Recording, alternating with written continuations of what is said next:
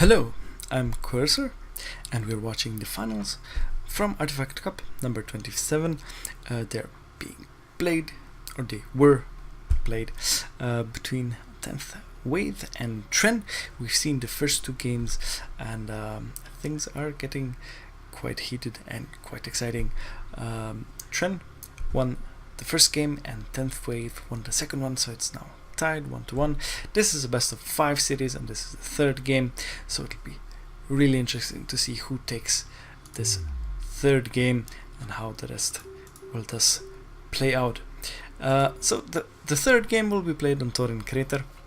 TenthWave is playing as the Coalition and Tren as the KNF, and we'll be watching this from Tren's perspective to see just a little bit more about what he's doing, and hopefully I'll pay enough attention to provide some insight into what Tren is doing. So, Tren Crater, as anyone who watches my channel or has watched my channel for a while, you probably know that Tren Crater is my most disliked map. So, right here in the south part of the map, we have Tren playing as the KNF, and he is building up his resourcing operation. And up here in the north, we have TenthWave playing as the Coalition forces. So, not much going on the map at the moment. Both players did not retire their base runners, and they're moving them out onto the field.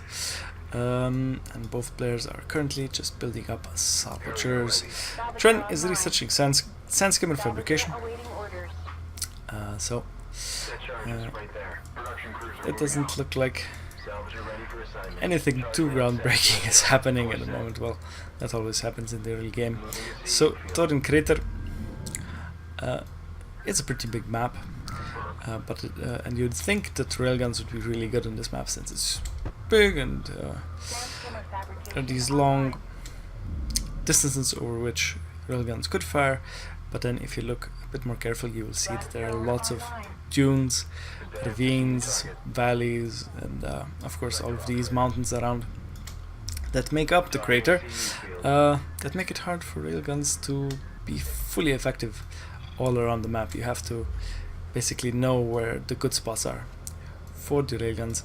Now the only exceptions are these large, fairly open areas around the bases, and these long straights on the edges of the map. But even here you have quite a few dunes that you can hide units behind, or just use the set blockers.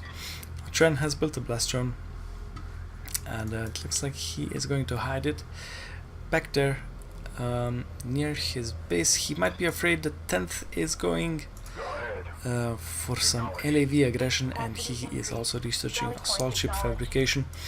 Now yeah, that drone is hidden right there in its nook, and TenthWave has once again deployed a turret post, just like we've seen on the Kalash Teeth game. So he is going to try and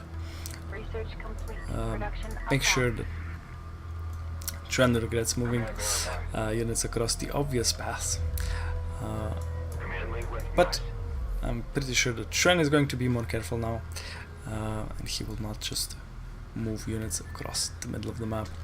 There are plenty of other paths to take.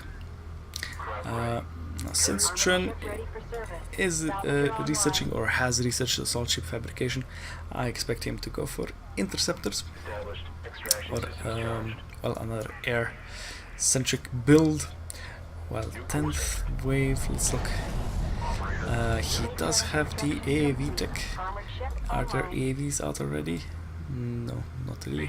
And it looks like both players will be able to deliver those artifacts without incident. There is a support cruiser out for TenthWave, and Tren has an assault ship on the field ready to defend against any kind of aggression, and another assault ship heading out to try and disrupt any movement on this flank, and to secure the second bulkhead for Tren.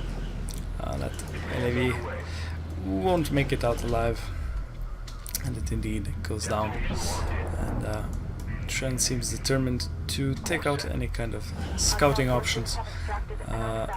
The 10th wave would like to leave around the map, so he'd have a better idea about what Tren is up to, and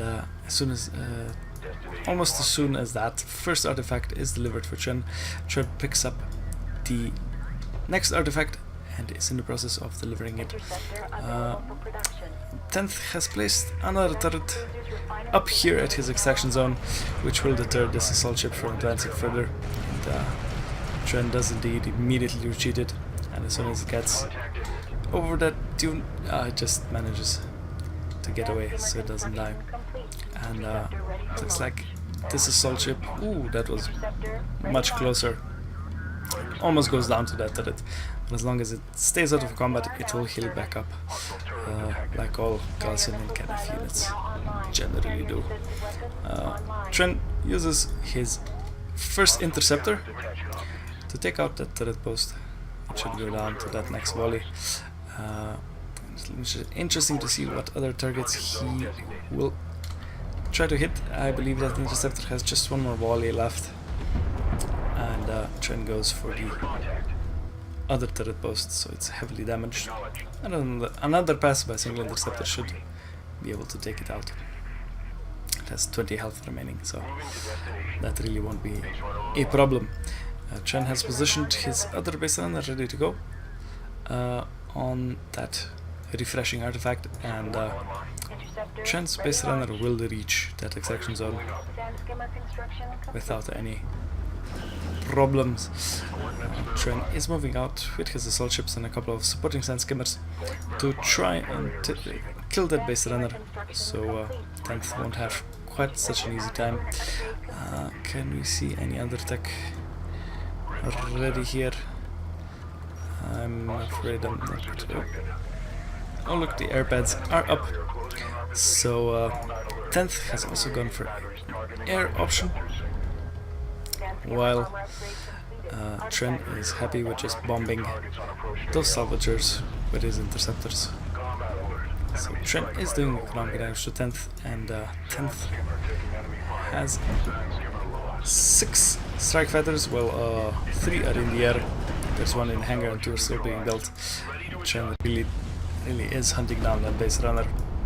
It looks like it will just be able to run away. Yeah, the last shot doesn't manage to kill it. Tren is looking to deal as much damage to 10th economy as possible, and those assault ships are good at clumped up units like salvagers, so he should be able to take out 2 at the minimum. But those strike fighters are dealing quite a bit of damage. No action going on in Tren's own base, and 10th is using those strike fighters quite well to defend. And now 10th has a missile battery out to help defend his base. I'm not sure if I can see at all if the support cruisers change when they have the anti-air attack on them, but if he does that, his base will be very secure against any kind of air assaults. So Tren sees that one strike fighter that's still out and immediately launches his interceptors in an attempt to hunt it down, but that leading interceptor gets hit by a missile battery, and Tren decides to look for softer targets, and indeed that salvaging operation looks very tasty. But 10th has another missile battery in position, and Tren loses an interceptor. He did not build anymore, but he did research siege carrier production, so he has a siege carrier being built, and once again it looks like Tren had the salvagers standing around that second bulkhead like in the first game, but it looks like that didn't really take as long for him to notice that, so he is now mining from all 3 of his initial mining locations, while 10th is sending out wave after wave of strike fighters, and 6 strike fighters really won't have any trouble taking down a unprotected base runner, but interceptors are really good at taking out opposing aircraft. And 10th is suffering some heavy casualties here with that afterburner tech. The Knef interceptors are really fast. So 10th lost all but 2 of his strike fighters, so that was a pretty big loss for him. Tren, did he launch 3 or 2? I'm not sure, but in any case, that was a fantastic trade for Tren. Tren is fielding a Sandskimmer assault ship and siege cruiser force, while 10th has some AVs and a missile battery moving out to support that base runner. So as soon as those LAVs spot this force, we should see 10th rerouting his forces, and that siege cruiser will of course be fantastic against any clumped up units or any light units like LAVs or salvagers. It looks like 10th was quite diligent with his turrets. He has a few placed strategically around his base, and if those skimmers aren't quick enough in taking it out, they will suffer heavy casualties, and that mortar strike from the missile battery helps soften these sand skimmers. And Tren loses them to a turret post and that mortar strike. Let's see if Tren will be able to deal some significant damage with that siege cruiser. He orders a barrage over at those clumped units, but he is forced to move that siege cruiser shortly afterwards, and I think the barrage cancelled. That wasn't the full complement of missiles that the siege cruiser can fire. And now Tren is waiting just behind that ridge there for those railguns to pop over that hill, so the siege cruiser can open fire with its AoE weapons. And one railgun, it was brave enough to peek over those dunes, gets taken out very quickly. Another turret post is on the field, and Tren is focusing down the other units that 10th has on the field, and he is doing some fantastic damage with that AoE attack from the siege cruiser. He could basically ignore that turret post there, but back home in the base of Tren, 10th has sent in a AAV force. It looks like Tren has lost all of his salvagers on his second bulkhead, and if he doesn't do anything about his AVs very quickly, he will lose these as well. AVs are just so good at taking out targets like that. Wow, that siege cruiser certainly dealt a lot of damage here, but it is eventually taken out by air units. And these AVs are just taking forever to die. They do have the second or third armor upgrade, I'm not sure. But Tren does have 2 siege cruisers ready to go. Unfortunately, that attack has left Tren with just his salvagers on his main, and everything else, well, not everything else, all the other salvagers have been eliminated. Unfortunately enough, 10th didn't decide to focus down any of these production cruisers, so Tren at least has his production queues available to him. He has 1 interceptor ready to go, well, 2 interceptors ready to go, and 1 is being built currently.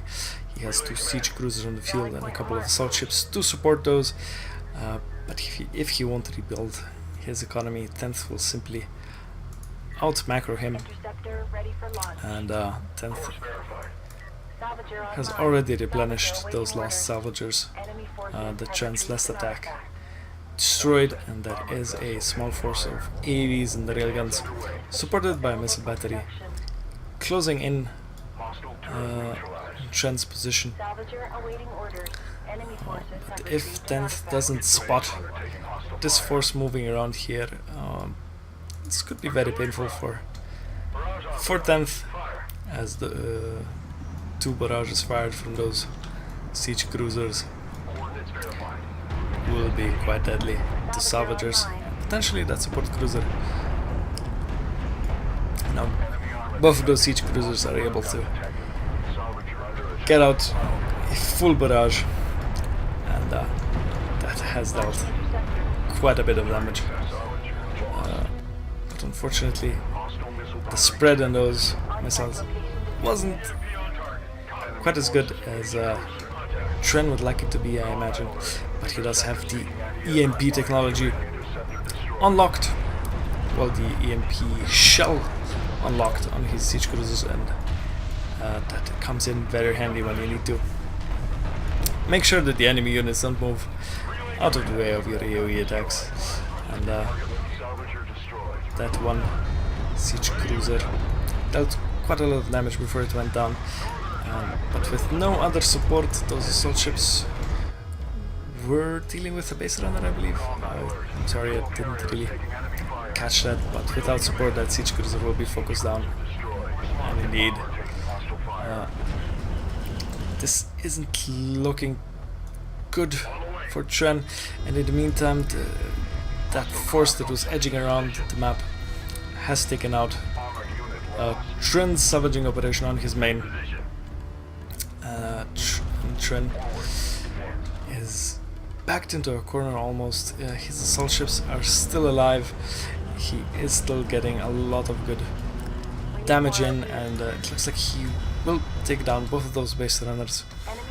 And, Tren is just trying to make sure those AAVs don't move further in, and these assault ships are certainly helping distract TenthWave from the fact that he could have moved those AAVs further into Tren's territory way sooner and probably taken out quite a bit more salvagers instead of firing that carrier and basically doing negligible damage. One of those base runners does make it through that assault ship group, but at least 10th won't be able to secure 2 artifacts at once. Tren is still leading 3-2 in the artifact count, but there is now a large force slowly moving across the map for 10th, and Tren basically has nothing to defend with. He does have a interceptor wing, and since 10th's anti-air is still a way off, he decides to launch his interceptors. But before they reach these AVs, the missile batteries do get in range, and one of those interceptors is almost immediately taken down. Ooh, Tren is in a lot of trouble. He doesn't have any salvagers mining from his main, even though there are not that many resources left there. Those are still resources that he could use. Tren has missile batteries, well, missile ships, and a single assault ship, along with 3 sun skimmers here. Some more assault ships were just constructed, and now the direct fire barrage from the missile ships helps deal quite some significant damage to these railguns. And as long as Tren will be able to control the flow of these railguns and where they are and what they target, he just might be able to maybe maneuver closer with his Knaef carrier and use those Knaef missiles to deal damage to these long-range units. His assault ships are quite capable in holding the line for now, but 10th is determined to deny Tren from capturing any more artifacts, and that base runner really won't make it.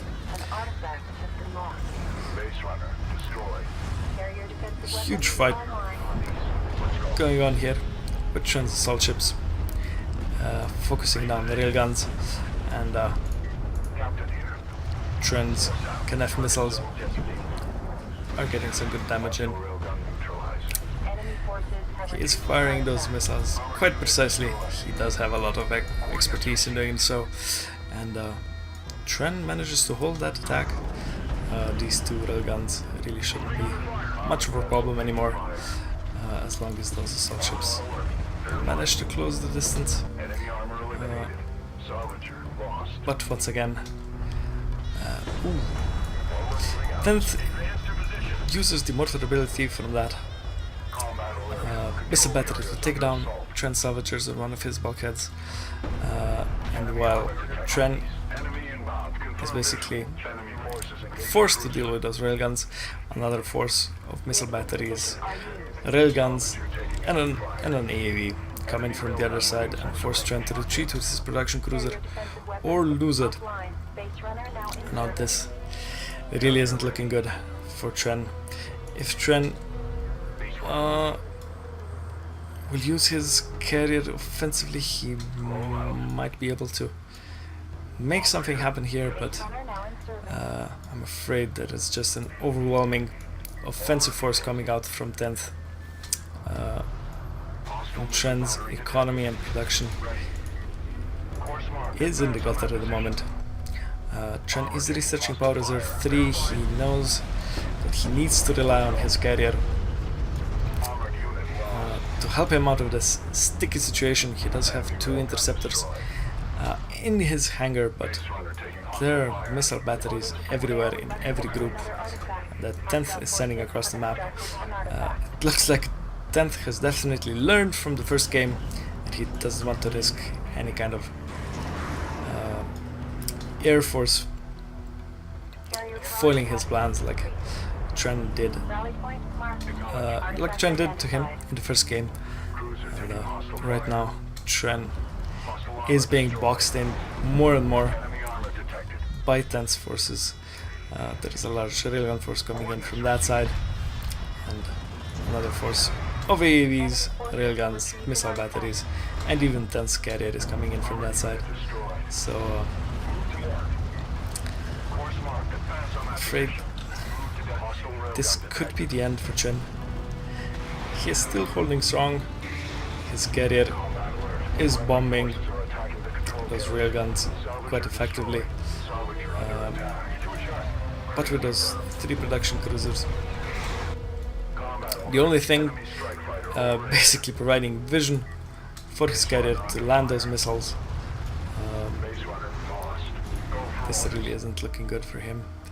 And once 10's carrier comes into range, this could be over very quickly.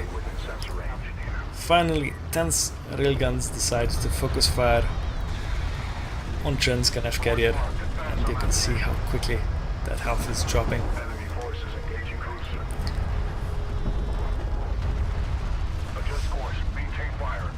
Tren tries to take down as many units as he can. He's just bombing those railguns as fast as he can, but the overwhelming firepower destroys his carrier, and 10th wins the 3rd game of this series, and 10th is now leading 2-1 in this best of 5 series.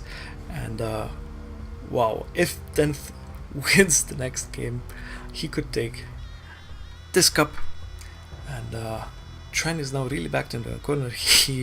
If he wants to defend his title as an ArtifactCup champion, he really needs to step up and deal with 10th effectively. Wow. Well, it'll be really exciting to see what these players do in game number 4.